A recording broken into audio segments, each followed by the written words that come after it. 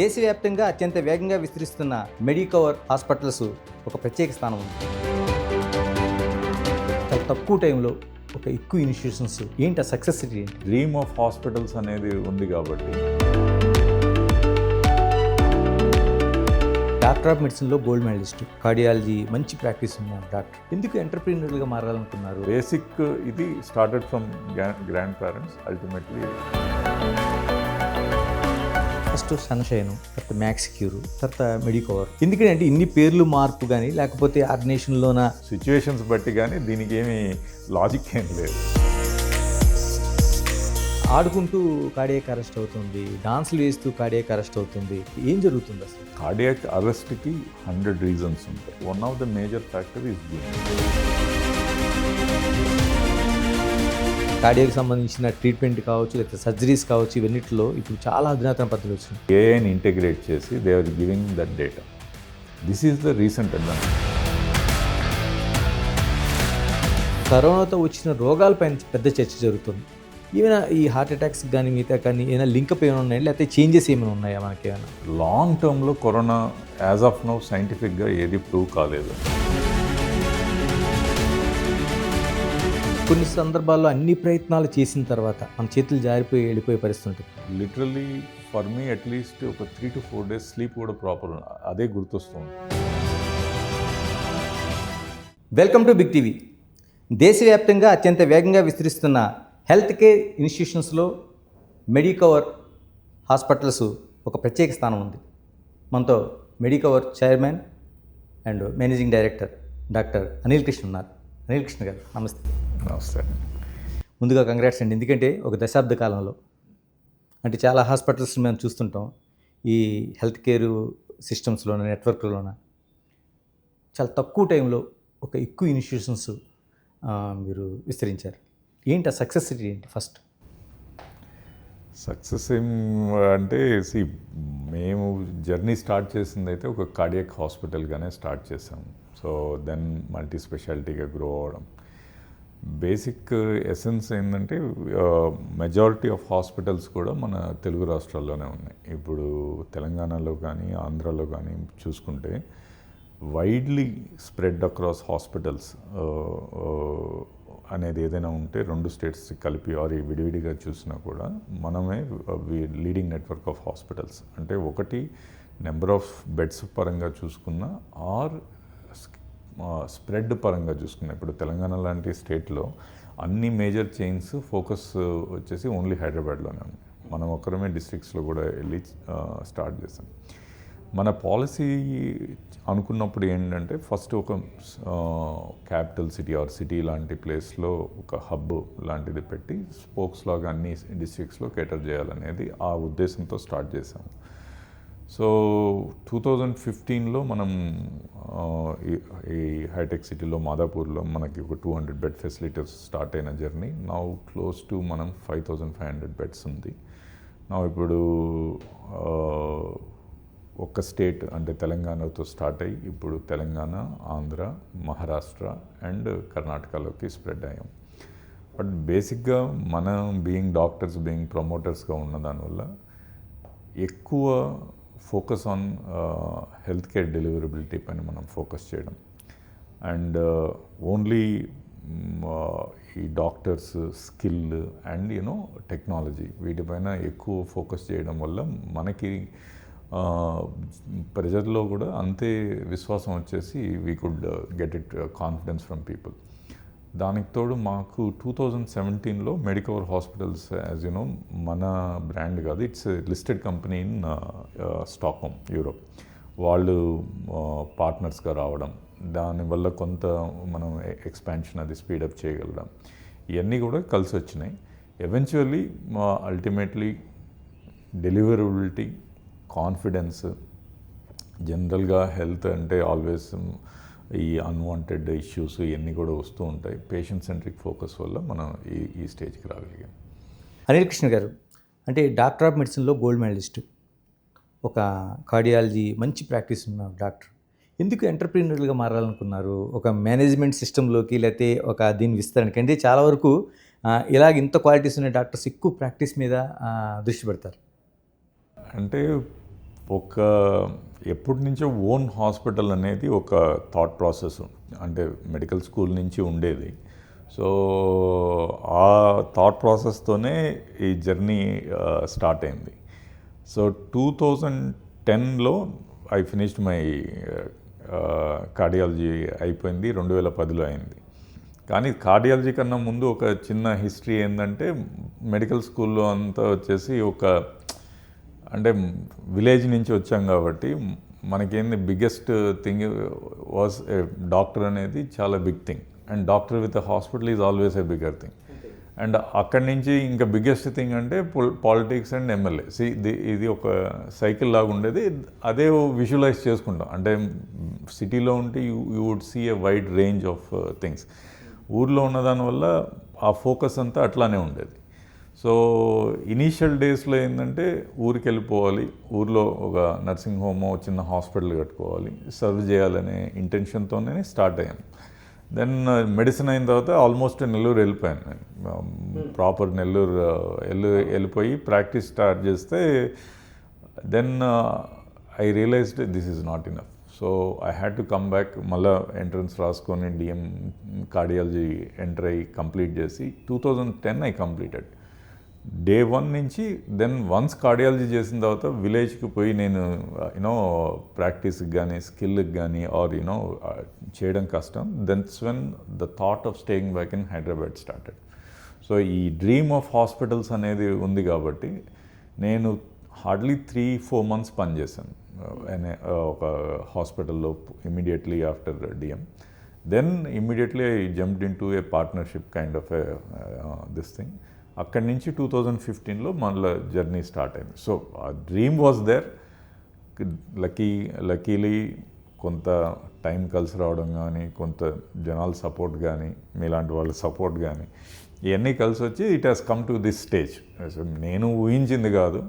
మనకేంటంటే ఒక చిన్న హాస్పిటల్ పెట్టుకోవాలి, మంచి సర్వీస్ చేయాలి, ఆ ఇంటెన్షన్తో స్టార్ట్ అయింది. Being in city then we had to change according to the circumstances. Anil గారు, చాలామంది డాక్టర్ అవడంలో ఎక్కడో చోట ఒక బ్రేక్ ఈవెన్ పాయింట్ ఉంటుంది. అంటే కుటుంబంలో నువ్వు ఇలాగ అవ్వాలని చెప్పటం, లేకపోతే ఇలా చాలా అంశాలు ఉంటాయి. అంటే మీ తాతగారు ఉన్నారు కాబట్టి నువ్వు అవ్వాలని, లేకపోతే ఇలాగ. అలాగే అనిల్ గారి జీవితంలో ఎక్కడ ప్రభావితం అయ్యారు అసలు? అంటే డాక్టర్ అవ్వడం అనేది ఒక నిజంగానే ఆ ఎడ్యుకేషన్ సంబంధించి కానీ, లేకపోతే టెక్నికల్ విద్యకి సంబంధించి కానీ ఒక పెద్ద బ్రేక్ ఈవెన్ పాయింట్ కుటుంబాల్లో. బేసిక్గా మా గ్రాండ్ మదర్ కి ఎడ్యుకేషన్ అంటే చాలా ఇంట్రెస్ట్ అండి. అంటే గ్రాండ్ మదర్ అంటే మా ఫాదర్ వాళ్ళ మదర్. అట్లానే మా తాతగారు కూడా అదే ఫార్మెట్లో. యాక్చువల్గా మా ఫాదర్ని డాక్టర్ చేయాలనేది వాళ్ళకి గట్టిగా. అన్ఫార్చునేట్లీ కుడెంట్ బికమ్, ఆయన గ్రాడ్యుయేషన్తో ఆగిపోయారు. మై మదర్ షీఈ్ ఇల్లిటరేట్, చదువుకోలేదు. సో దిస్ ఈజ్ అంటే ఫ్యామిలీలో ఇదే అగ్రికల్చర్ అండ్ వీటిపైన దే లెఫ్ట్ ఇట్. కానీ వాళ్ళకి ఒక స్ట్రాంగ్ బిలీఫ్ చిన్నప్పటి నుంచి ఒక డాక్టర్ అవ్వాలి అనేది. బికాజ్ మా ఫాదర్ కాలేరు కాబట్టి they wanted to make me. ఆ థాట్ ప్రాసెస్, ఆ సీడ్ పడింది. అక్కడి నుంచి దెన్ జర్నీ, దెన్ మెడిసిన్ అనేది became a integral. I wanted to become a medicine, general medicine చేయాలి. వన్స్ మెడిసిన్లోకి వచ్చిన తర్వాత then aim has become a cardiologist. So ఇట్లా step by step ultimately cardiology is what is a life saving అనే ఒక thought process ఉండింది. What could really change. ఒక మిగతా కొన్ని జబ్బుల్లో అసలు మనం క్యూర్ కూడా ఉన్న పరిస్థితుల్లో cardiology can give real life అనే ఒక థాట్ ప్రాసెస్లో then it has come in to that phase. So basic ఇది started from grand parents, ultimately ఈ విధంగా అయింది. అంటే మీ ఇన్స్టిట్యూషన్స్లో చాలా ఇంట్రెస్టింగ్ పాయింట్ ఏంటంటే ఫస్ట్ సన్షైను, తర్వాత మ్యాక్స్ క్యూరు, తర్వాత మెడికవర్, ఒక నేషనల్ ఆర్గనైజేషన్ లాగా విస్తరించారు. ఎందుకంటే ఇన్ని పేర్లు మార్పు కానీ, లేకపోతే ఆర్గనైజేషన్లోన ఏంటి గ్రోత్కి సంబంధించిన ఏమైనా ఒక ప్లానింగ్ ముందే అనుకున్నారా? అట్లాంటిదేం లేదండి. ఇనిషియల్ నేను చేసిన ఫస్ట్ హాస్పిటల్ ఏదైతే ఉందో అది పార్ట్నర్షిప్ హాస్పిటల్. అదే సన్షైన్తో చేసింది. గురువారెడ్డి గారు ఆర్థోపెడిక్ హాస్పిటల్ అని స్టార్ట్ చేసి మల్టీ స్పెషాలిటీ చేయాలనుకున్నప్పుడు దెన్ కార్డియాక్ డివిజన్ కోసం మేము స్టార్ట్ అయ్యాం. మేము ఫ్రెషర్ అయినా కూడా ఆయన మమ్మల్ని కలుపుకొని పార్ట్నర్షిప్ చేయడము ఇవన్నీ అది 2011లో స్టార్ట్ చేసాం. సో మేము యాక్చువల్గా ఒక డిపార్ట్మెంట్ స్టార్ట్ చేసాం. సన్షైన్ అనే ఆర్థోపెడిక్ అండ్ ట్రామా హాస్పిటల్లో ఒక కార్డియాక్ డిపార్ట్మెంట్ కోసమే ఒక కంపెనీ ఫ్లోట్ చేసి దాంట్లో మేము పార్ట్నర్గా జాయిన్ అయ్యి మా జర్నీ అట్లా స్టార్ట్ అయింది. సో 2011లో స్టార్ట్ చేసిన నేను మా ఫ్రెండ్ శరత్ కానీ ఇంకా కృష్ణప్రసాద్ కానీ and Harikrishna is in admin side నుంచి నాన్ డాక్టర్. సో ఇద్దరు కార్డియాలజిస్ట్, ఒక కార్డియాక్ సర్జన్ ప్లస్ వీళ్ళు టీమ్ అయ్యి ఆ డిపార్ట్మెంట్ స్టార్ట్ చేసాం. దానికోసం ఫ్లోట్ అయింది. సో దెన్ అది మంచి సక్సెస్ అవడము, దాన్ని మళ్ళీ ఎక్స్పాండ్ చేసి ఒక సన్షైన్ హార్ట్ ఇన్స్టిట్యూట్ అని అదే కంపెనీ నుంచి డెడికేటెడ్ కార్డియాక్ హాస్పిటల్, ఒక 250 బెడ్ హాస్పిటల్ క్రియేట్ చేయడం. అది సూపర్ సక్సెస్ అయిపోవడం. అది 2013లో జరిగింది. అది బాగా రన్ అవుతున్న క్రమాన ఈ హాస్పిటల్ సేమ్ సన్షైన్ దీంతోనే అదే కంపెనీ ద్వారా స్టార్ట్ జరిగింది. For reasons unknown then they wanted to grow company, అట్లా సపరేట్ అవ్వాల్సిన పరిస్థితి. సో ఆ సపరేషన్లో అప్పటికి బాగా బ్రేక్ ఈవెన్ అన్న హార్ట్ ఇన్స్టిట్యూట్ వాళ్ళకి ఇచ్చేసి పాజిటివ్లో ఉన్న organisation and profitability settled hospital, మేము న్యూ మల్టీ స్పెషాలిటీ హాస్పిటల్కి మూవ్ అవ్వాల్సిన పరిస్థితి. సో అక్కడ మ్యాక్స్క్యూర్ అనేది స్టార్ట్ అయింది. ఎప్పుడైతే మ్యాక్స్క్యూర్ స్టార్ట్ చేసామో దానికి again when ever Medicover got invested, so ఒక యూనిఫామిటీ. ఇప్పుడు ఇక్కడ మేము ఒక సపరేట్ హాస్పిటల్ ఒకటి స్టార్ట్ చేస్తున్నాం, సింహపురి హాస్పిటల్స్ అని నెల్లూరులో. సో అది ఒక సపరేట్ పేరు ఉన్నింది. కర్నూలులో ఒక హాస్పిటల్ పెట్టుంటే అది మైక్యూర్ అని ఉండేది. సో ఇట్లా మల్టిపుల్ నేమ్స్ ఉన్న దానివల్ల అండ్ మెడికవర్ మాధవ్ ఇన్వెస్ట్ చేస్తున్నారు. Eventually they wanted Medicover as a uniformed brand, ఒక యూనిఫామ్ బ్రాండ్గా తీసుకురావాలని. దెన్ 2018 ఆ టైంలో మనం కంప్లీట్గా అన్ని హాస్పిటల్స్ని కలిపి ఆ మెడికవర్ హాస్పిటల్స్ తీసుకురావాల్సిన సిచ్యువేషన్స్ బట్టి, కానీ దీనికి ఏమీ లాజిక్ ఏం లేదు. అంటే మీ ప్రొఫైల్లోన ఒక మంచి నినాదం కనిపిస్తుందండి, good health is the best insurance అని. ఏంటండి అసలు? అంటే ఒకటి మన చాలా వరకు ఆరోగ్యమే మహాభాగ్యం అనే వరకు మనం ఆగిపోయాం, దానికి ఎక్స్టెన్షన్లా కనిపిస్తుంది ఇది. Ultimate, you can get anything for money and other things other than health. So health is something which ఒకటి God has to give you, that మనకి ఆ జీన్స్ ఇచ్చి ఉండాలి మీకు ఈ ప్రాబ్లం రాకుండా ఉండడానికి. Second thing is you need to protect it. There are certain unmodifiable things. మన అంటే genes are unmodifiable. You as a person is unmodifiable.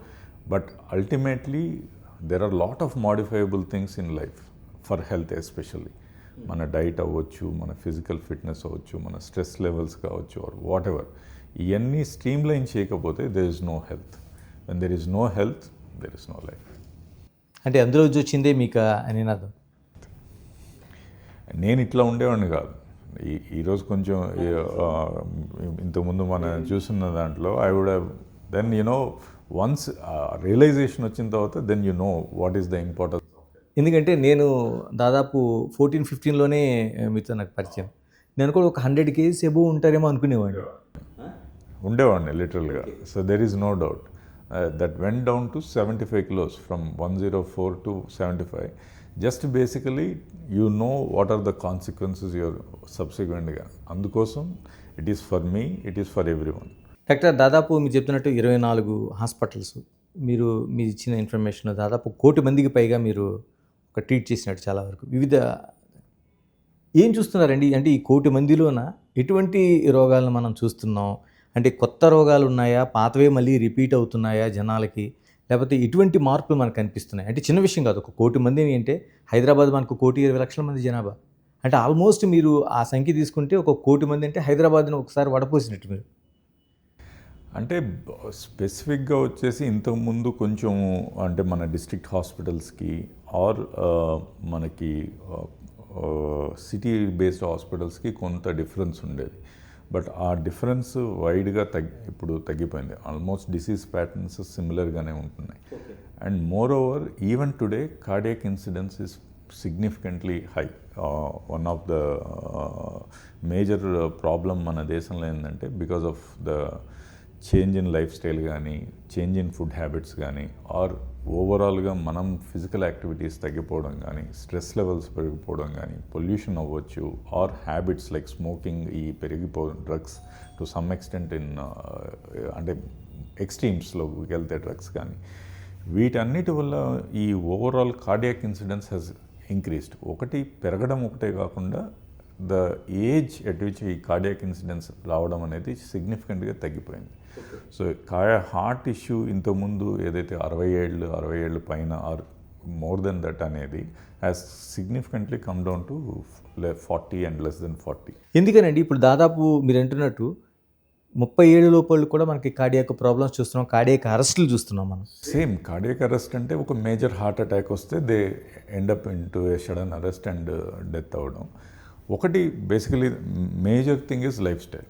Major thing among lifestyle again 70-80% is our diet and our habits of smoking and other stuff. వీళ్ళకి వచ్చేసి they are more predisposed to heart attacks. అందుకే ఇంతకుముందు ఆ life style డ్రాస్టిక్గా change అయిపోయింది. ఒక 20 years లోపల significant dietary habits మారిపోయినాయి. More of a fast food, more of a junk food, more calories and less workouts. So వీటి వల్ల ఇది స్ట్రింక్ అవుతుంది. సో కార్డియాక్ ఇన్సిడెన్స్ తర్వాత చూసుకుంటే మనకి ఇప్పుడు క్యాన్సర్ అనేది is a next bigger thing which is happening.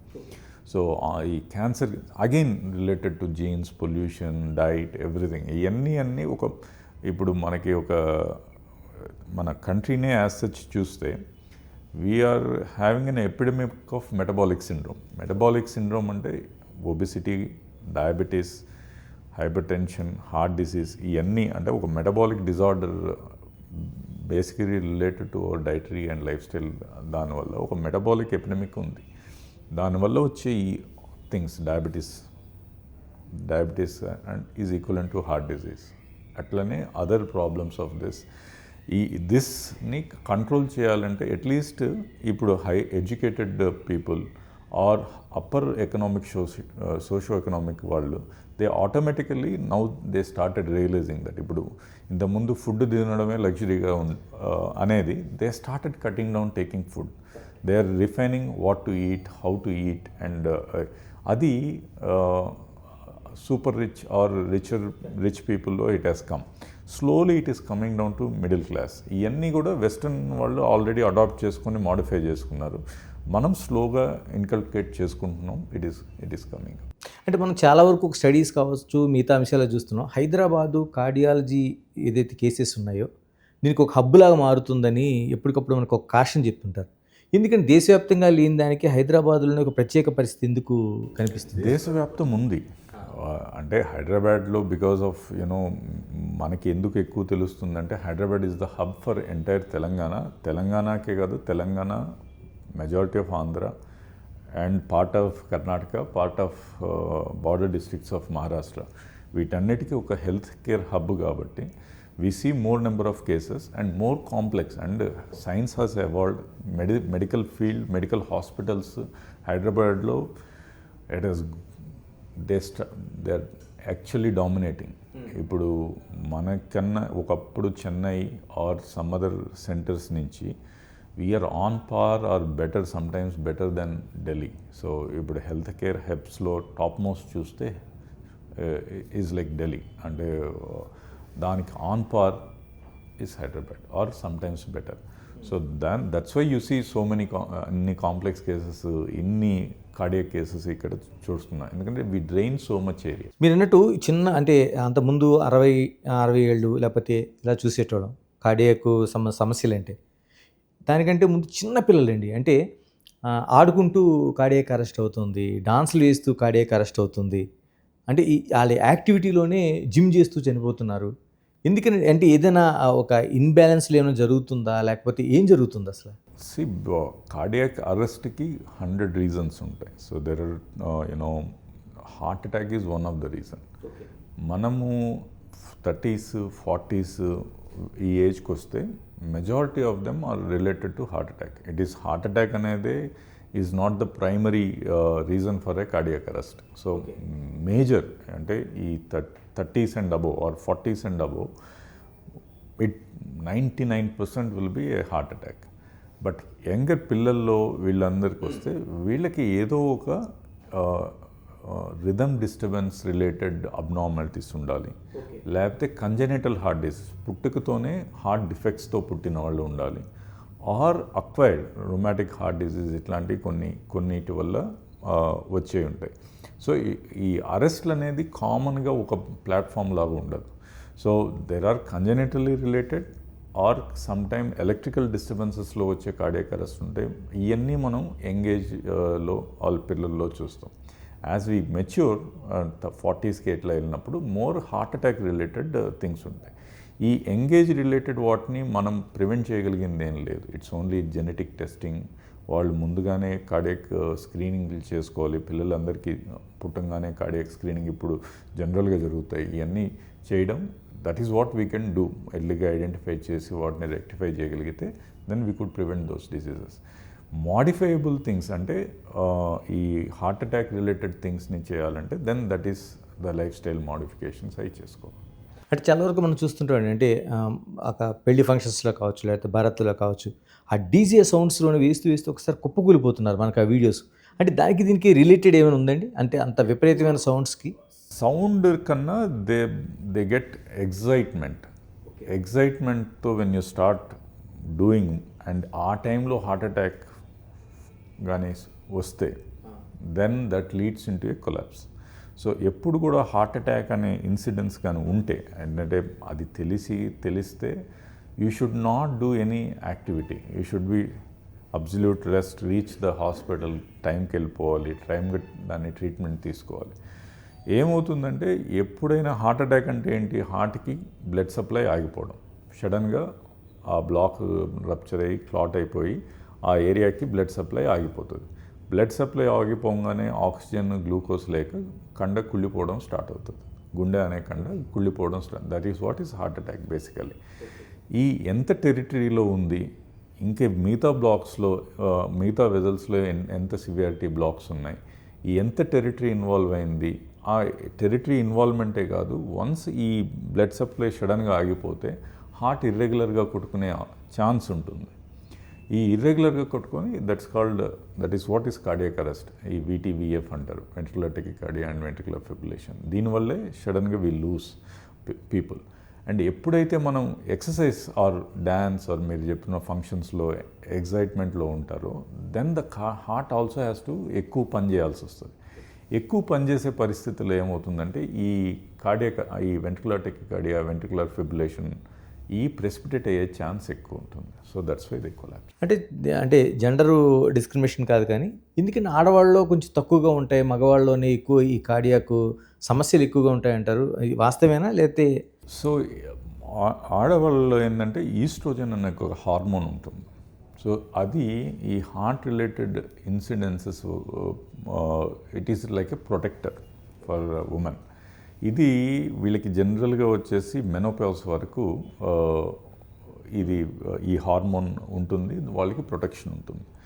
So menopause వరకు వచ్చేంత వరకు women are generally protected unless and until వాళ్ళకి జెనెటికల్గా గ్రాస్ మెటబాలిక్ అబ్నార్మాలిటీస్ ఉంటే తప్పితే, ఆర్ గ్రాస్గా డయాబెటీస్ అవన్నీ వస్తే తప్పితే జనరల్గా ఉమెన్ ఆర్ ప్రొటెక్టెడ్. వన్స్ ఈ మెనోపాజ్ దాటిన తర్వాత there is no difference between men and women. And menopause తర్వాత ఉమెన్లో హార్ట్ అటాక్ వస్తే the risk is more compared to men. So there is though they have protection తర్వాత ఒకవేళ heart attack వస్తే women వాళ్ళకి risk of heart attacks, risk of interventions అది ఏది చేసినా వాళ్ళకి హయ్యర్ రిస్క్ ఉంటుంది compared to men.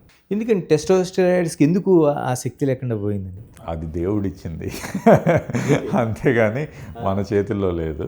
It's more a metabolic related thing. What oestrogen helps in that metabolic syndrome to రాకుండా వాళ్ళకి ప్రొటెక్ట్ చేస్తుంది. డాక్టర్, ఇంకోటి, ఏ నొప్పి వచ్చినా గుండె నొప్పి అని భయపడే ఒకటైతే ఏది గ్యాస్ట్రిక్ అయితే ఏది గుండెకి సంబంధించిన తెలుసుకోలేక కొంత అయోమయ పరిస్థితి ఉంటుంది. దీన్ని అది అనుకుని కంగారు పడేవాళ్ళు ఉన్నారు. అది వచ్చిన తర్వాత కూడా గుండె జబ్బుని కాదని నిర్లక్ష్యం చేసి ప్రాణాలు పోగొట్టుకునే వాళ్ళు ఉన్నారు. ఎలా ఐడెంటిఫై చేయడానికి ఏమైనా ఉంటుందండి బేసిక్, అంటే ఒక కామన్ పబ్లిక్ ఏదైనా అలా ఐడెంటిఫై చేయగలుగుతాడా? సో జనరల్గా ఒక డిక్టమ్ ఆఫ్ హార్ట్ సిమ్టమ్ ఏదైతే ఉందంటే మనకి టిపికల్ యాంజైనా అని ఉంటుంది. అంటే మనము నడుస్తూ ఉన్నాం అనుకోండి, వాకింగ్ ఆర్ ఎనీ ఎక్సర్సైజ్ చేసినప్పుడు ఛాతి అంతా పట్టేసినట్టు ఉండడం, ఇంకో అడుగు వేయలేకపోవడం, ఆర్ ఎక్స్ట్రీమ్ ఇంకా నా వల్ల కాదు అనే సినారియో కానీ వస్తే అది డెఫినెట్గా హార్ట్ రిలేటెడ్ సిమ్టమ్. అండ్ ఈ నడిచినప్పుడు వచ్చిన ఆ బరువైన పెయిన్ ఇది మనం ఆగంగానే తగ్గిపోయింది అనుకోండి, దెన్ ఇట్ ఈస్ కాల్డ్ ఇది clear cut heart symptom that every one should remember. ఇది మోర్ ఆర్ లెస్ స్టేబుల్, ఇది హార్ట్ అటాక్ రిలేటెడ్ బట్ కాదు, కానీ హార్ట్ అటాక్కి దారి తీయచ్చు. ఇది కాకుండా హార్ట్ అటాక్ సినారియోలో కూడా మనకి చెస్ట్ అనేది ఒక మేజర్ పార్ట్ ఆఫ్ చెస్ట్, కొంతమందికి థ్రోట్, కొంత అబ్డమెన్, అప్పర్ అబ్డమెన్ వరకు కొన్నిసార్లు మనకి ఈ చెస్ట్ టైట్నెస్ కానీ ఈ chest pain more or less heavy, ఎవరైనా మన పైన ఎక్కి నిల్చున్నట్టు ఉంటుంది ఈ heart related symptom. At the same time pain బ్యాక్కి వెళ్ళడం కానీ, అంటే వీపులోకి వెళ్ళడం కానీ, ఎడం చేతిలో రావడం కానీ, ఈ నొప్పి వచ్చినప్పుడు ఆయాసం రావడం కానీ, చెమటలు రావడం కానీ, ఇట్లాంటివి జరిగితే మోర్ ఆర్ లెస్ మనం కాన్షియస్గా ఉండాలి, ఇది కార్డియాక్ రిలేటెడ్ ఈవెంట్ అయ్యి ఉండొచ్చు అని. Then the first thing is you need to evaluate. Unless and until మనం ఒక ఈసీజీ, కొన్ని ట్రోపోనిన్ అంటే హార్ట్ రిలేటెడ్ ఎంజైమ్స్ ఎలివేట్ అయినాయా లేదా, అందరికీ ఈసీజీలో మార్పులు ఉండాల్సిన అవసరం కూడా లేదు. సో ఇవన్నీ మనం జాగ్రత్తగా చెక్ చేసుకోవాలి. మెజారిటీ ఆఫ్ పీపుల్లో అండ్ ఎస్పెషల్లీ మనకి వర్కింగ్ క్లాస్ యంగ్ పీపుల్లో మనం ఏదైనా ఒక మన పక్కన ఆఫీస్లోనో లేకపోతే నైబర్గానే హార్ట్ అటాక్ అవ్వగానే ఆటోమేటిక్గా మనందరికీ ఏదైనా చిన్న నొప్పి వచ్చినా కూడా హార్ట్ పరంగా అనిపిస్తుంది. And chest pain, heart attack related chest pain వస్తే minimum 5 minutes to 10 minutes or can extend up to half an hour, 1 hour ఇట్లా డ్యూరేషన్ ఉండేదానికి ఆస్కారం ఉంటుంది.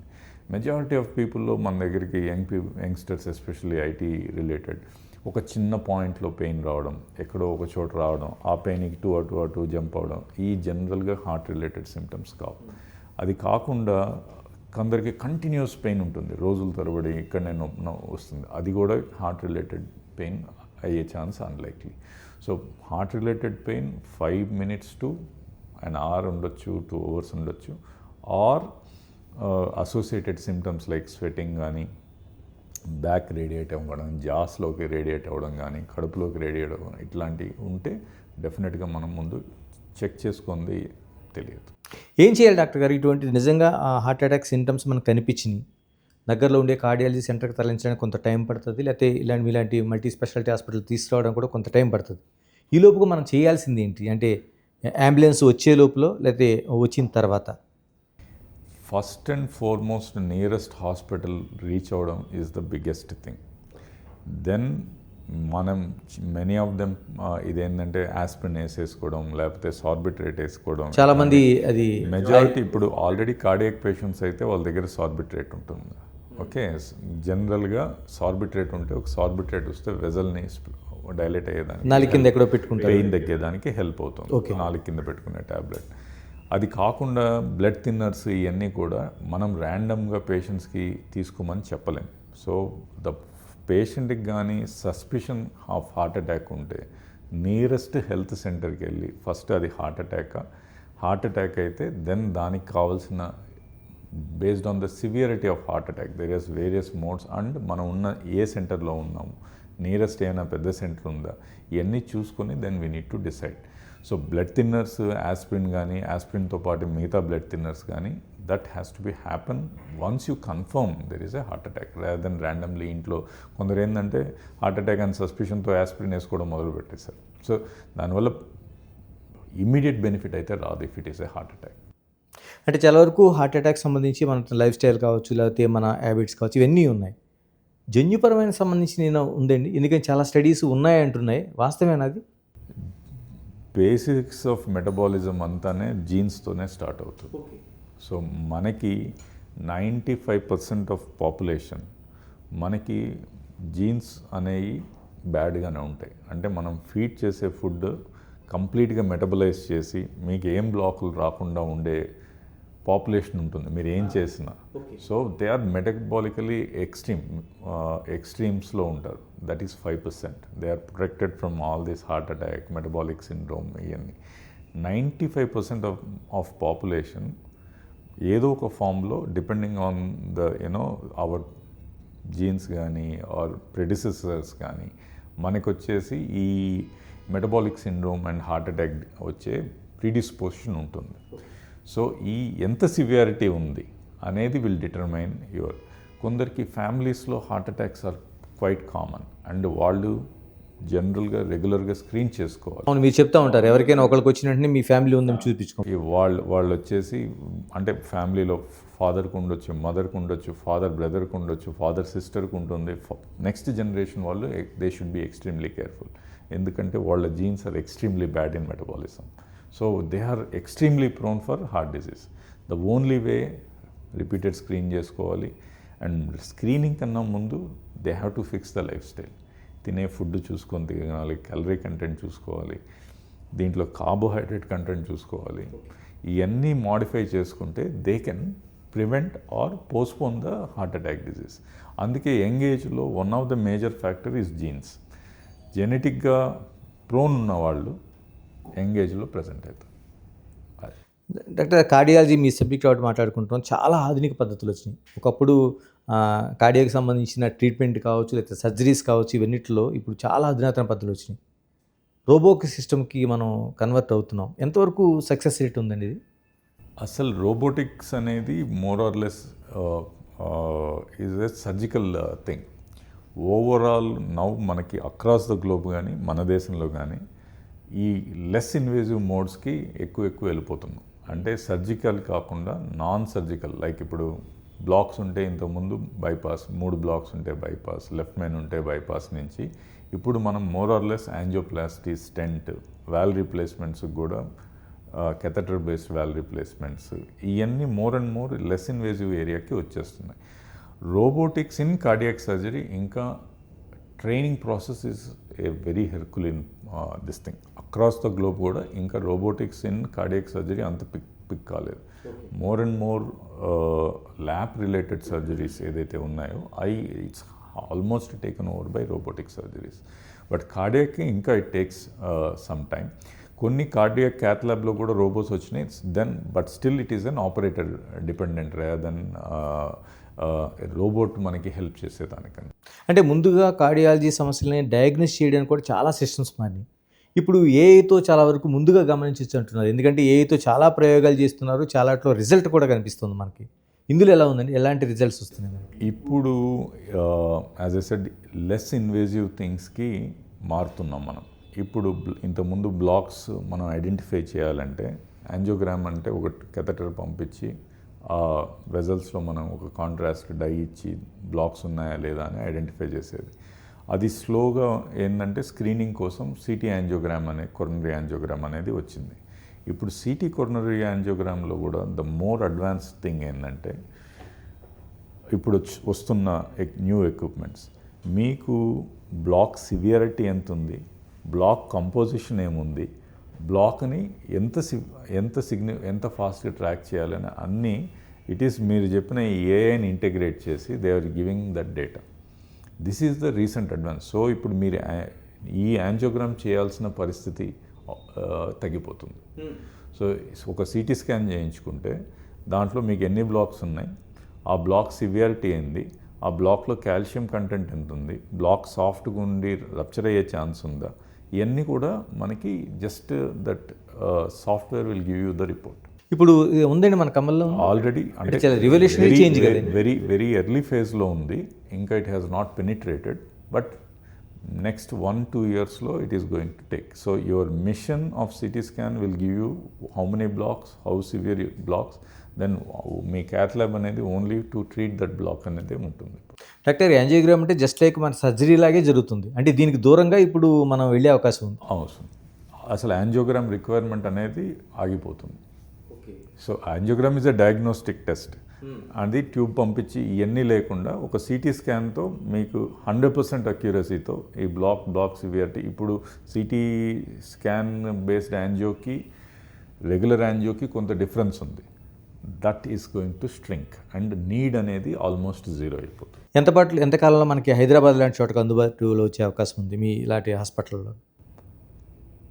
If everything goes well, you will get it in by 6 months to 1 year. But ఇంకా there's lot more trials and complete acceptance వచ్చేదానికి time పట్టచ్చు. But ఆ system కానీ ఆ సాఫ్ట్వేర్ కానీ డెఫినెట్గా వచ్చేస్తుంది. డాక్టర్, ఇంకా కరోనా ఒక్కసారి మనకి వెళ్తే 19లో ఎక్కడో మనకి అక్కడ స్టార్ట్ అయితే చైనాలోన 2021, 22లో విపరీతంగా కరోనా మనం చూసాం. ఇప్పుడు కరోనాతో వచ్చిన రోగాలపైన పెద్ద చర్చ జరుగుతుంది. ఏమైనా ఈ హార్ట్ అటాక్స్ కానీ మిగతా కానీ ఏమైనా లింకప్ ఏమైనా ఉన్నాయా, లేకపోతే చేంజెస్ ఏమైనా ఉన్నాయా మనకి ఏమైనా? జనరల్గా గ్రాస్గా ఏం లేవండి. సో కరోనా ఈజ్ ఆ మొమెంట్లో ఆ స్పెసిఫిక్ ప్రాబ్లమ్స్, ఆ స్పెసిఫిక్ ఎంటిటీస్ వాటిని ట్రీట్ చేసేదానికి వెళ్ళి కొన్ని కాంప్లికేషన్స్ ఈ తప్పితే లాంగ్ టర్మ్లో కరోనా యాజ్ ఆఫ్ నౌ సైంటిఫిక్గా ఏది ప్రూవ్ కాలేదు. ఇది మనం ఓన్లీ ఇంటర్ప్రిట్ చేస్తున్నాం దట్ క్లాట్స్ వస్తున్నాయి, హార్ట్ అటాక్స్ పెరిగినాయండి. కేసెస్ సంఖ్య ఏమైనా పెరిగింది అలాగే ఏమైనా ఆఫ్టర్ కరోనా తర్వాత? మనకేంటంటే కరోనా అనే ఆ లాక్డౌన్ పీరియడ్లో ఈ స్క్రీనింగ్ ఆఫ్ హార్ట్ డిజీజెస్లు అనేది తగ్గిపోయినాయి. So it is not just heart attack. మీరు చూడండి, ఆల్ ఎలెక్టివ్ సర్జరీస్ అన్నీ కూడా కోవిడ్ టైమ్స్లో, బికాస్ ఇక్కడ గాల్ బ్లాడర్ స్టోన్స్ ఉండొచ్చు, కిడ్నీ స్టోన్స్ ఉండొచ్చు, మోకాళ్ళు మార్పిడీలు అవ్వచ్చు, ఏదైనా కూడా just because of the scare of corona ఇవన్నీ కూడా ఏదర్ స్క్రీనింగ్ కాలేదు ఆరే ఈ బల్క్డ్ అప్ కేసెస్ వల్ల మనకి సడన్ జంప్ కనపడుతుంది, కానీ not a true jump in the number of cases. ఇంకా దాంతోపాటు మనకి వ్యాక్సినేషన్ కోసం ఒక పెద్ద ఇది ఉందండి. వ్యాక్సిన్ వేయించుకున్న తర్వాత డయాబెటిక్ కేసులు వచ్చినాయి కొందరు అంటుంటే, లేదు మా కార్డియాలజీ సంబంధించి ఒక క్లాట్స్ మాకు వచ్చినాయి అనేది, ఇది నిజంగానే భయమా లేకపోతే ఒక ఆందోళన లేకపోతే క్లియర్ కట్ అపోహ అండి. There is no truth in that. All vaccines ఆ మొమెంట్లో trial tested and they have been used. అవి ఎంత ఎఫెక్టివ్గా పనిచేసాయనే సెకండరీ, కానీ but this complications due to vaccines అనేది చాలా అపోహ, ఫియర్. డాక్టర్, ఇంకా అంటే ఓవరాల్గా మన మెడికల్ రంగం అనేది చాలా విస్తరిస్తుంది హైదరాబాద్ లాంటి చోట. ఇందులో మనం ప్రత్యేకంగా మాట్లాడుకోవాల్సింది ఫారిన్ ఇన్వెస్ట్మెంట్స్, అంటే ఆ కొలాబరేషన్ అనేది జరుగుతోంది. అంటే ఎక్కడ లాభం ఉంది, ఎక్కడ వరకు వెళ్తే మనకు నష్టం ఉంది? ఎందుకంటే దాదాపుగా 49% వరకు కొన్ని చోట్ల వెళ్తే, కొన్ని చోట్ల 52%, 51% వరకు మనకి ఇన్వెస్ట్మెంట్స్ కనిపిస్తున్నాయి చాలా చోట్ల. అంటే ఎంతవరకు లాభం అనుకోవాలి, ఎంతవరకు నష్టం అనుకోవాలి? మీరు చాలా కన్జర్వేటివ్గా ఉన్నారు. There are 100% stakes bought by foreign ventures, some chains. 50% అనేది ఈజ్ నథింగ్ నౌ. అంటే కొన్ని చోట హాస్పిటల్స్లో వాళ్ళు అదే చెప్తున్నా, 50% అనేది చాలా తక్కువ. మీరు 100% equity is owned by private hospitals. So in a way to some extent it is good, to some on a long run maybe it is harmful. ఎందుకు గుడ్ అంటే, ఇప్పుడు ఉన్న హాస్పిటల్స్ ప్రాఫిటబుల్ అయ్యి, ఒక హాస్పిటల్ ఈరోజు స్టార్ట్ చేసి ఎక్స్ట్రీమ్గా మీరు కృషి చేస్తే 3 years పడుతుంది అది బ్రేక్ ఈవెన్ అవ్వడానికి. ఈ 3 yearsలో హాస్పిటల్ పెట్టినంత లాసెస్ హాస్పిటల్ భరించాలి. మీరు ఎంత పెట్టుబడి హాస్పిటల్ ఎక్విప్మెంట్కి కానీ హాస్పిటల్ కట్టడానికి పెడతారో, 3 ఏళ్ళు దాన్ని బ్రేక్ ఈవెన్ తీసుకువచ్చేంత వరకు అంతే ఖర్చు అవుతుంది. This is a typical norm in any hospital. ఆ తర్వాత ఎక్స్ట్రీమ్గా ప్రాఫిటబుల్ అవుతాయా? కావు. సో మీరు ఏ కార్పొరేట్ హాస్పిటల్ అయినా చూసుకోండి, ఎబిటాస్ అని ఇస్తారు 15% to 20%, extremely low EBITDAs compare to any industry. ఈ ప్రాఫిటబిలిటీతో హాస్పిటల్స్ని ఎక్స్పాండ్ చేయడం అనేది నెక్స్ట్ టు ఇంపాసిబుల్ ఏ హాస్పిటల్ చైన్కైనా. So they take years and years of breeding to get in to an expansion mode. ఇది ఈ ఎక్స్పాన్షన్, ఈ ప్రైవేట్ ఈక్విటీ ఫండ్స్ ఇవన్నీ హాస్పిటల్స్లో రావడం వల్ల ఈ ఎక్స్పాన్షన్ అనేది ఈజ్ అవుట్ అయింది. So they are getting money. So health care spread కంట్రీలో పెరిగిపోయింది. That is a good thing. So దానివల్ల ప్రైవేట్ ఈక్విటీ, ఫారిన్ ఇన్వెస్టర్స్ రావడం వల్ల హాస్పిటల్స్ నెట్వర్క్ మన పాపులేషన్ నీడ్కి across private hospitals has taken. మీరు చూస్తే 95% ఆఫ్ ఆల్ టెరిషరీ కేర్ మన దేశంలో is done by private hospitals. Only 5% is given by the government run or government in the tertiary care. అదే primary care, secondary care ఇవన్నీ వచ్చేసి government hospitals have done. But tertiary కేర్లో మటుకు 95% is by ఇది. ఈ investments లేకపోయి ఉంటే ఇంత దూరం వెళ్ళేది కాదు. హాస్పిటల్స్ ఎక్స్పాండ్ అవ్వడం కానీ, మాలాంటి వాళ్ళం కానీ, ఇంకా మాతో పాటు కాంపిటీటర్స్ కానీ, ఈ ఫండ్స్ అనేవి లేకపోతే you can't expand just based on profitability కోసం కూర్చుంటే no one will expand. Or అది severe shortage of health care అయ్యి ఉండేది మన దేశంలో. సో ఈ ఫండ్స్ రాబట్టి దెర్ ఈజ్ అన్ ఎక్స్పాన్షన్. పెరిఫరీస్లోకి వెళ్ళినాయి, డిస్ట్రిక్ట్స్లోకి వెళ్ళినాయి, మంచి గుడ్ హాస్పిటల్స్ వచ్చాయి, టెక్నాలజీ వస్తుంది, ఇవన్నీ చేయగలిగాం. ఆన్ ఏ లాంగ్ రన్ ఏమవుతుందంటే cost of health care deliverability పెరిగిపోతుంది. సో ఎవెన్చువల్లీ ఇంత మనీ వచ్చిన తర్వాత naturally you have to no one will invest for the sake of charity. ఇండియాకి ఏదో పని చేయాలని ఓడతాడు. అల్టిమేట్లీ ఈ ఫారిన్ ఫండ్స్ వస్తే they want to take it back. Then health care deliverability will become expensive. So that అది ఎప్పుడు వస్తుందో వీ హ్యావ్ టు వెయిట్. ఎందుకంటే వాళ్ళకి ఫారిన్ ఇన్వెస్టర్స్కి ఎందుకు అంత నమ్మకం? మనకి బాగా పెట్టుబడులు పెట్టడానికి గల రీజన్ అంటే మన అనారోగ్యాలపైన వాళ్ళకైనా అంత కాన్ఫిడెంట్గా ఉన్నారా? లేకపోతే ఎందుకని? అంటే ఎక్కువ జనాభా ఉందనా, లేకపోతే రోగాల సంఖ్య ఉందనా? ఇండియా ఒక 20-25 years బ్యాక్ తీసుకుంటే it is a backward country. It's not developing country also. We were a backward country if you take before 1990. Serious economic reforms కావచ్చు, అండ్ ఈ లాస్ట్ 10-15 yearsలో ఇంకా దాన్ని మోర్ అండ్ మోర్ ఓపెన్ అయిపోయింది కాబట్టి market. We developed అనకపోయినా we are close to a developed country now. Rapidly expanding middle class, spending power అంటే ఖర్చు పెట్టగలిగిన ఇది. హెల్త్ అనేది ఇంతకుముందు మీరు if you go back to villages కానీ ఇట్లా ఒక డిజీజ్ వస్తే మనం అఫోర్డ్ కాలేదు అంటే వదిలేసే పరిస్థితి. ఇప్పుడు everyone wants care, everyone wants life, everyone wants to spend on health and service. It is not just health, any service sector తీసుకోండి, it has grown up like that. So health is the primary foundation for any health sector. First and foremost food, housing అయితే next most important is health. So న్యాచురల్గా there is an opportunity for growth, there is an opportunity for business.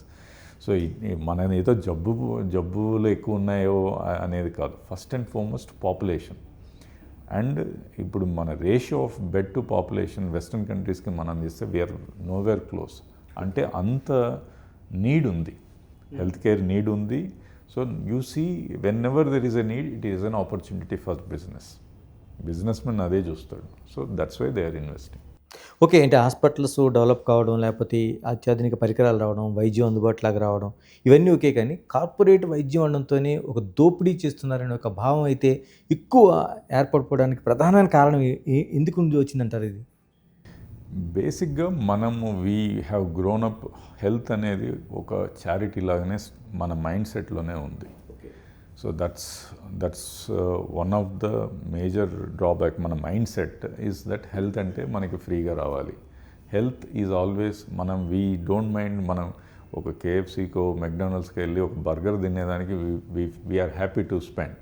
But అదే ఒక treatment కోసం ఒక మందుల షాప్కి వెళ్ళి మందు కొనాలంటే we feel pain, all of us. అంటే being a doctor, even I consider it as an expenditure.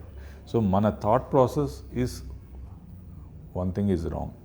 And పీరియాడిక్గా గవర్నమెంట్ ఇన్స్టిట్యూట్స్ పైన గవర్నమెంట్ స్పెండ్ చేయడం has come down drastic.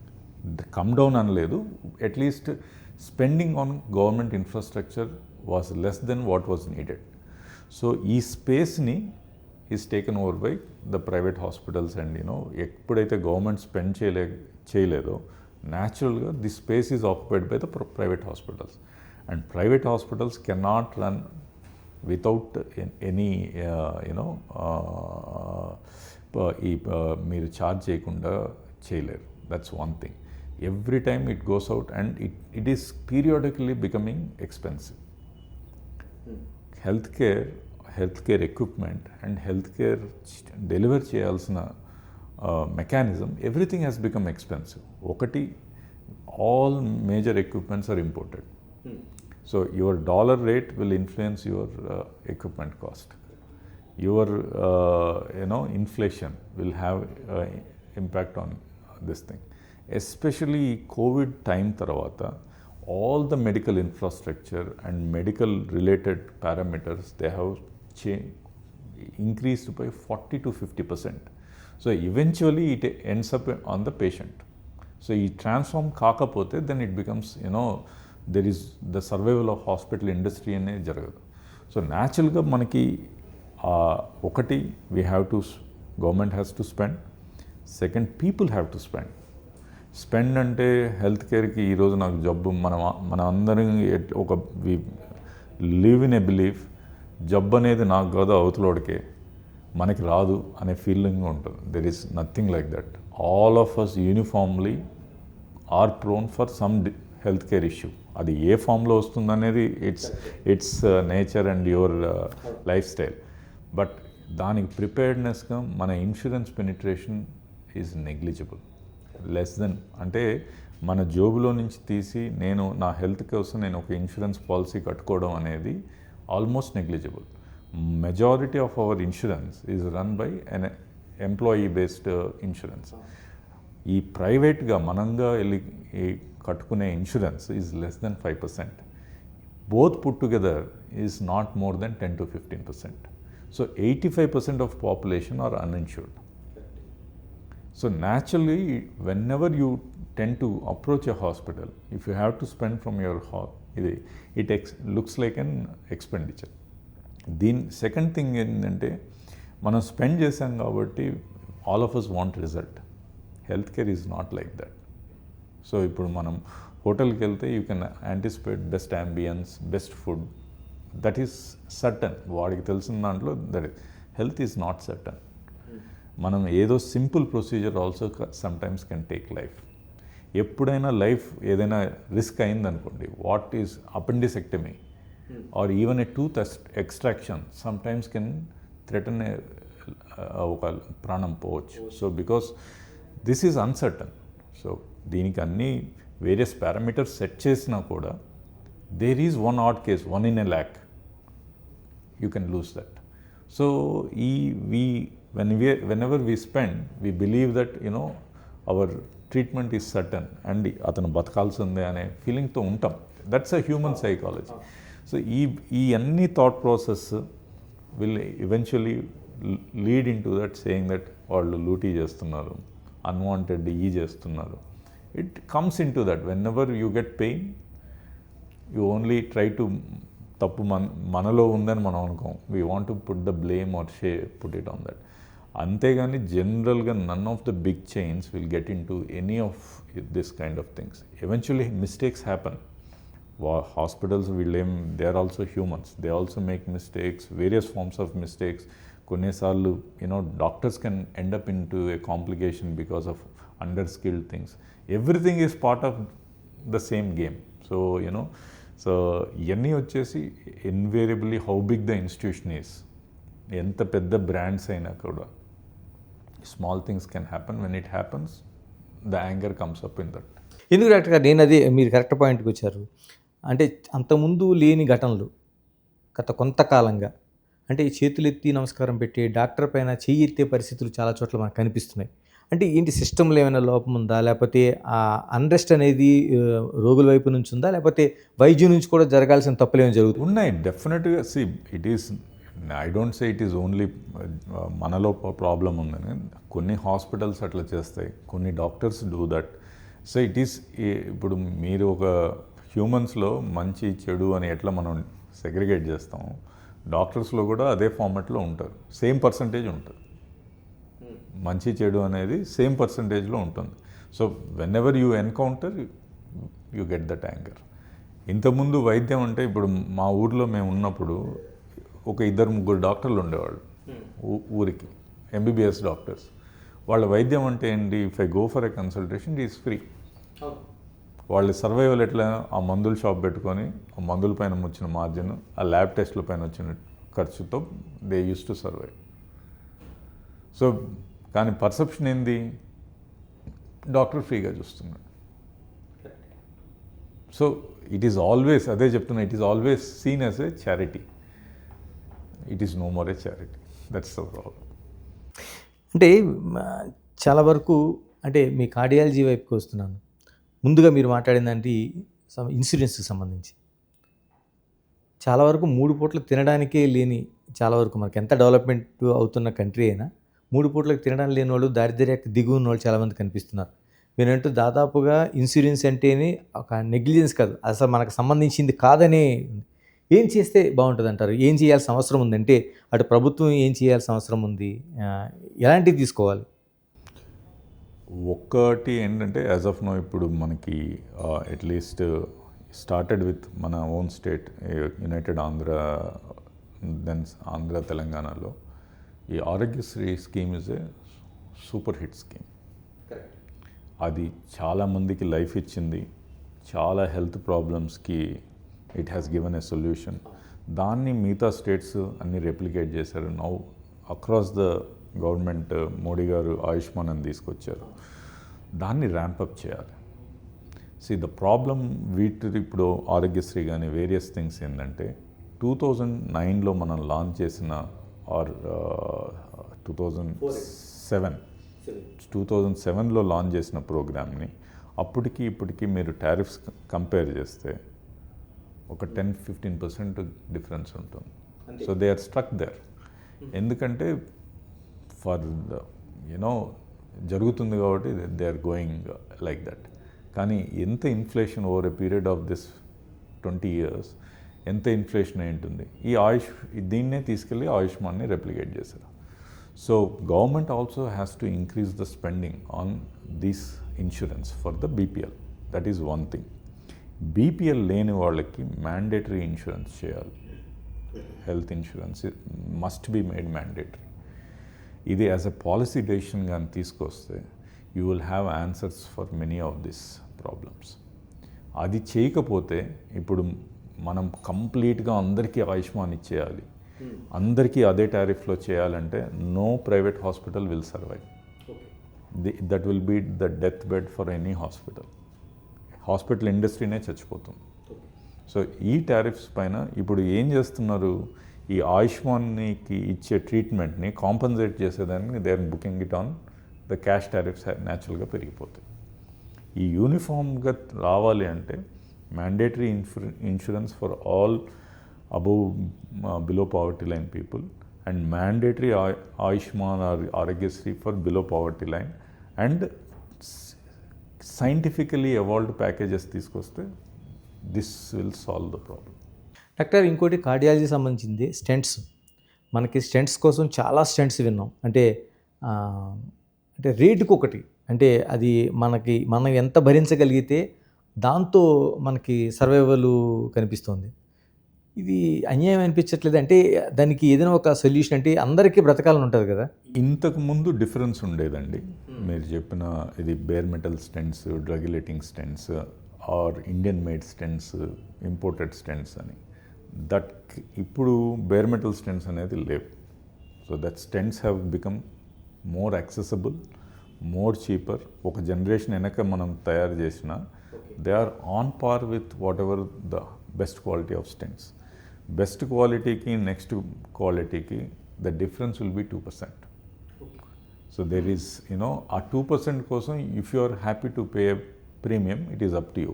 But there are stents which are available at a lesser price, almost giving up the same result. So our gap has come down drastically. Doctor, టోటల్గా మనం ఏ రోగం కోసం మాట్లాడుకున్నా life style, అందులో మనం తినే ఆహారం ప్రధానమైంది. ఒక డాక్టర్ వచ్చి అది చేయమంటాడు, ఆయన డాక్టర్ అవునో కాదో తెలియదు, ఇది రోజు తినమని చెప్తాడు. అంటే ఒక కన్ఫ్యూజన్ మన చుట్టూ ఎప్పుడు తిరుగుతూ ఉంటుంది.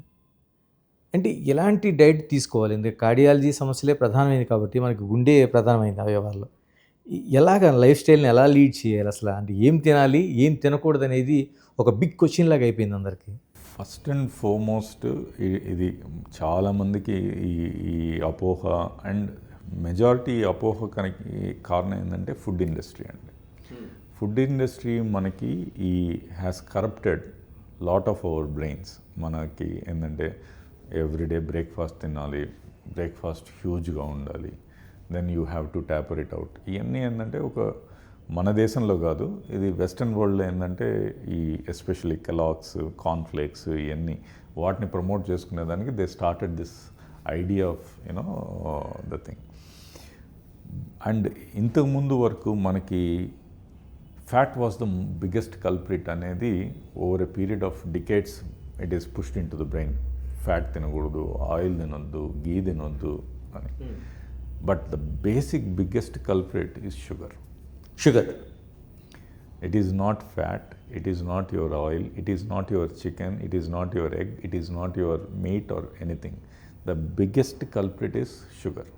Sugar ante sweets ee kaadu, any refined product, any junk, including our rice and wheat. Okay. So ఎప్పుడైతే ఈ బ్యారియర్స్ లేకుండా రీచ్ అయినాయో ఈ రైస్ ఫార్మ్స్ కానీ అండ్ ఇది వాటిపైన కంట్రోల్ లేకుండా మనం ఎప్పుడైతే ఓవర్ ఈటింగ్ చేసామో, ఎప్పుడైతే రిఫైన్డ్ ఫుడ్స్ తీసుకుంటున్నామో, then this disease process has increased. So ఈ refined foods has led in to a more a disaster. Refined sugars is like poison యాక్చువల్గా. మనకి స్మోకింగ్ తప్పని మనకి చిన్నప్పటి నుంచి ఆల్కహాల్ తప్పని మనకి ఇచ్చేస్తారు, కానీ ఓవర్ ఈటింగ్ ఆర్ జంక్ తప్పని చెప్పేవాళ్ళు తగ్గిపోయారు. So Coca-Colas, that the various aerated drinks, everything loaded with sugars. So basic essence as of now for all of us is cut down the sugar. That is what we have to do. That is what we have to inculcate. Sugar and refined sugar should be absolutely out. Even the portion of sugar which we eat in rice and wheat also has to come down. Increase the fiber. Vegetable gettiga tinali. Protein undali. Eggs తినండి. If you're mandatory eggs we need to increase in our thing. Non-veg తిన్నోళ్ళు అయితే like paneer, tofu, they have to increase that. Nuts తినాలి. Refined oils తగ్గించాలి. Go back to your traditional ghee.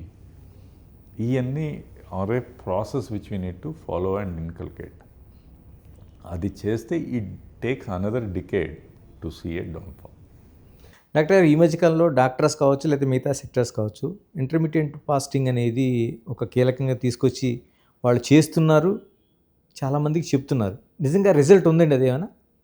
డెఫినెట్గా ఉంటుందండి. Okay. So fasting అనేది if you take any religion, it is part of fasting is part of that religion. మీరు హిందూయిజంలో కానీ, ఇస్లాంలో కానీ, క్రిస్టియానిటీలో కానీ, బుద్ధిజంలో కానీ, జైనిజంలో కానీ, you take any religion, fasting is part. మనం దాన్ని డైల్యూట్ చేసాం. ఫ్రూట్స్ తింటాం, బ్రేక్ఫాస్ట్ తింటాం, ఏది దోశలు తింటాం, ఉప్మాలు తింటాం అని వీ డైల్యూటెడ్ ఇట్. ఫాస్టింగ్ అంటే you should be just on no calorie. No calorie అంటే అది fasting. And any fasting starts only after 12 hours of your last meal. 12 hours దాటితేనే మీ లాస్ట్ మీల్ తర్వాత 12 hours తర్వాతనే మీ actual effects of start. Until 12 hours there is no fasting. It is not మీరు ఒక meal 8కి తిని మళ్ళీ 8 లోపల తిన్నారంటే ఫాస్టింగ్ చేసినట్టు కాదు. అండ్ ఫాస్టింగ్లో థింగ్ ఏంటంటే వన్స్ యూ స్టార్ట్ ఫాస్టింగ్ మీ ఇంటేక్ తగ్గుతుంది. నెంబర్ 1 అంటే కంటిన్యూస్గా మీరు ఫాస్టింగ్ చేస్తుంటే your intake of food, the overall food intake or calorie intake will come down. That's number 1. Fasting వల్ల there are lot of cycles. ఎందుకంటే కంటిన్యూస్ మనం ఫీడ్ చేస్తున్నాం అనుకోండి షుగర్స్ ఇట్లాంటివి, ఈ sugars are the one which keep మన లోపల కణాన్ని అలైవ్గా పెడుతుంది అనమాట. ద కంటిన్యూస్గా షుగర్ మీరు ఫీడ్ చేస్తూ ఉంటే ఆ సెల్ సైకిల్ పెరుగుతూ పోతుంది. ఎప్పుడైతే సెల్ సైకిల్ పెరుగుతుందో that is prone for mutations and cancer giving thing. So fasting చేసిన దానివల్ల ఏంటంటే షుగర్ తగ్గిపోతుంది బాడీలో, ఆ సెల్ అపోప్టోసిస్ అంటే చనిపోయేదానికి హెల్ప్ అవుతుంది. మ్యాండేట్లీ ఈ సైకిల్ నడుస్తూనే ఉంటుంది బాడీలో. ఈ ప్రాపర్గా నడవాలంటే fasting will help it.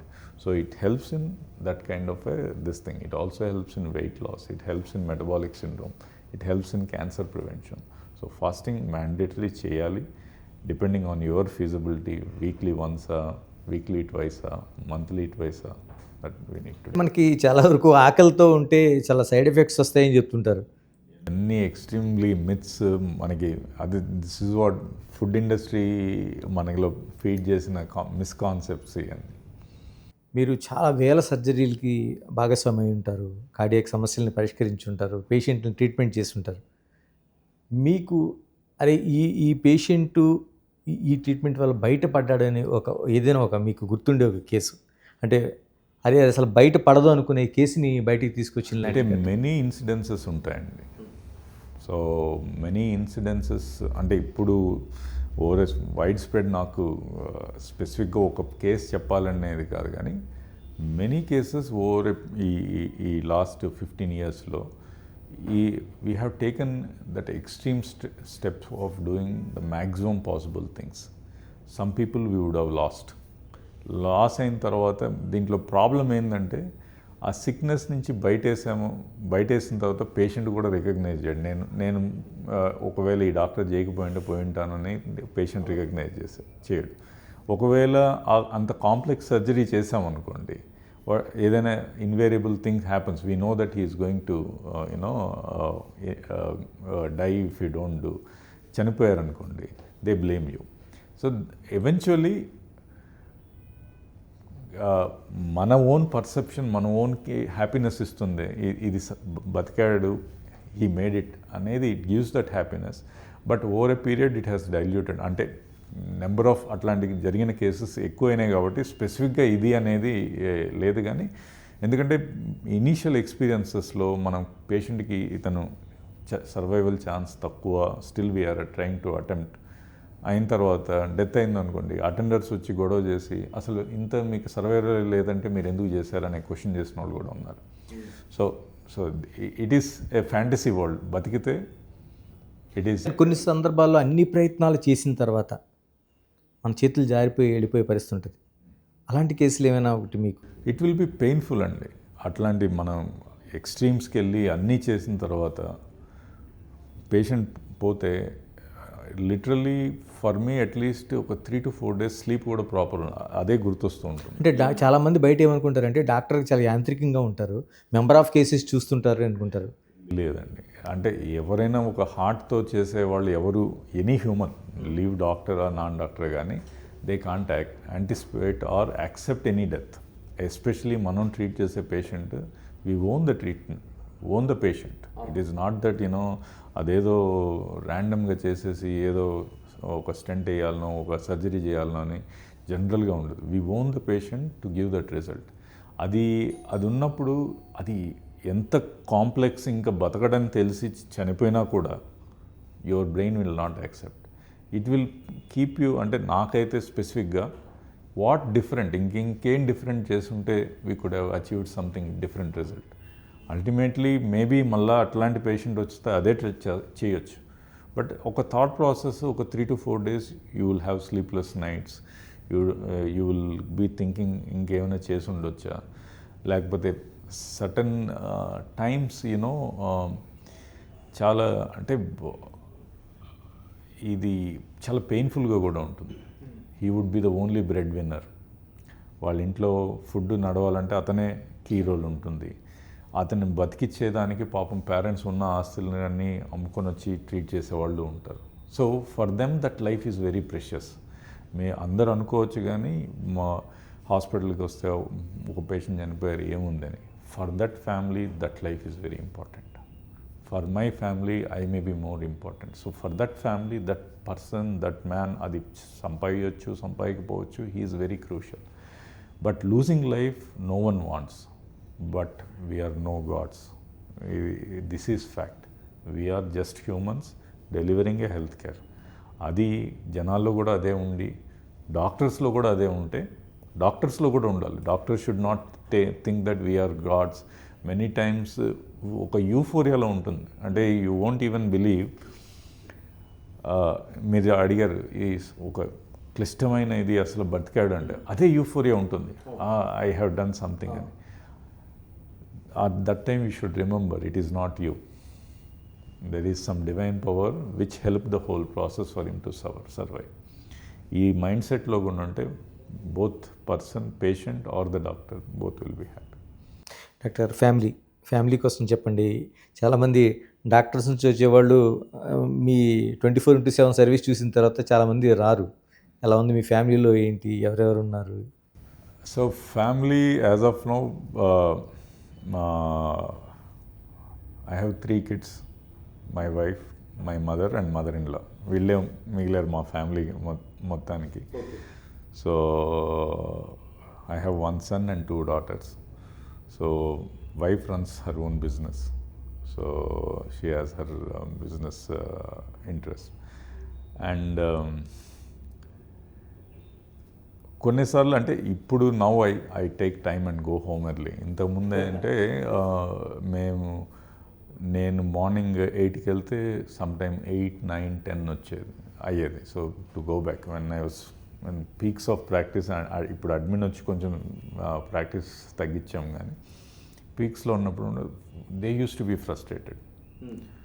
So అవన్నీ then you need to spend time to get over things. Now it's like any other family. My elder son wants to go into medical school again, though I am against. So నేను వచ్చేసి I don't want my son to face the hardships which I have gone through. So medicine is not part-time job. Medicine చేయాలంటే it's like you have to dedicate. So జనాలు అనుకుంటారు కానీ లక్షలు సంపాదించారు, కోట్లు సంపాదించినోడికి క్షణం తీరుకుంటుంది. అంత ప్రాక్టీస్ చేస్తే తప్పితే ఈ కాంట్ మేక్ దట్ మనీ. ర్యాండమ్గా అయితే ఏది రాదు. So and it's a long drawn process medicine. So to become a super specialist by the time 30-35 years, then your practice starts. అప్పుడు నువ్వు సక్సీడ్ అవుతావా లేదా, it's not in your hands. So ఈ uncertainty, but it is a definitive thing. It is still valued very high. Patients మీరు ఇంతమంది తిట్టుకుంటున్నా కూడా 90% still prize the doctor or profession. 5% people can, it's common, but 90%, 95% will always like to be, వాళ్ళ kids doctor అవ్వకపోయినా they respect doctors. So it is a respectable profession. My son wants to enter medical school. పెద్దమ్మాయి wants to get in to medical school. ఇప్పుడు inter join అవుతుంది. Younger one is in 5th standard. So ఇలాగ Medicover కోసం చెప్పండి, ఇంకా ఏమున్నాయి, లక్ష్యాలు ఏమున్నాయి, ఎటువైపు మీ ప్రయాణం జరుగుతుంది? సో నాకైతే I want to keep the hospital industry growing. Competitors అవ్వచ్చు, మేము కూడా అవ్వచ్చు, ఎవరైనా సరే health has to penetrate everywhere. మా పర్సనల్గా అయితే we want to take it across మా యాజ్ ఎ జర్నీ చెప్పాలంటే ఒక సెంటర్ నుంచి నౌ 4 states-లో ఉన్నాం. ఇట్స్ నాట్ 4 states అంటే ఒక తెలంగాణలో ఒక 10 హాస్పిటల్స్ ఉన్నాయి, ఆంధ్రాలో ఒక 10 హాస్పిటల్స్ ఉన్నాయి, మహారాష్ట్రలో 5 different areas. We're in Mumbai, Pune, Nashik, Aurangabad and Sangamner. అట్లనే రీసెంట్గా బెంగళూరులో హాస్పిటల్ స్టార్ట్ అయింది.